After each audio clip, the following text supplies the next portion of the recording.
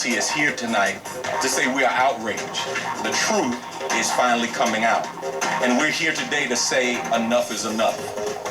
You just saw a 15-year-old burglary suspect allegedly beaten and kicked repeatedly by Houston police during an arrest. We do want to warn you, it's disturbing to watch. Here it is. It happened 9 months ago, but people in Houston are just seeing the video for the first time. 16-year-old Chad Hawley talks about the day that changed his life and what he says really happened.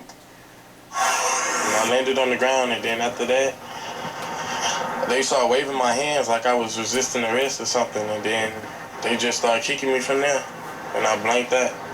Did you ever resist arrest? Nah. Law enforcement analyst Mike Brooks joins us now to discuss this case. And how, Mike, does something like this happen? It seems as though there was kind of a pack mentality going on. It really does. And I've spoken to some current law enforcement officers and people I used to work with. They've seen this, and they are also disgusted because anytime this happens, it gives cops all over the country a black eye.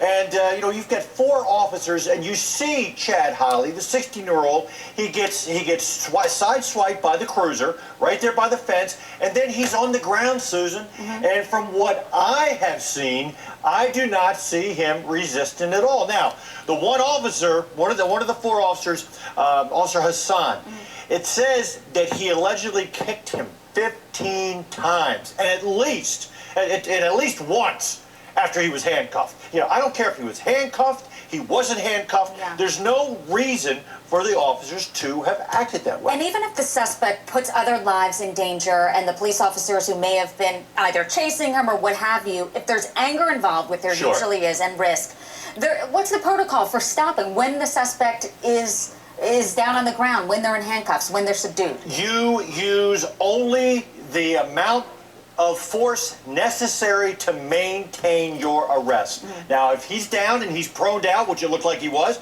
you come up, you use a certain technique, come up and handcuff the person, that's it. But no, they're using him like a human soccer ball. Yeah, they really And I tell you, I'm curious why it took so long for the video to come out. Now, a lot of people have been asking a question. Now, one of the reasons could be they want to make sure that when these officers go to trial, they want to make sure that they can have an impartial jury and maybe not a change of venue out of Harris County. But the charges are also it's official oppression. Official oppression. I'm on in session also, and I was talking to our attorneys there. I'm talking to Ryan Smith and Vinny. So what is official oppression? And it must have something to do with that local statute of maybe someone who is in a position of authority. But we're looking into that to find out exactly what that charge means. But very, very odd, and that they weren't charged with some kind of an assault. Yeah, you would think or so. Or a battery, at least, at the very least. Mike Brooks, thanks so much. Thank you, Appreciate Susan. your contribution.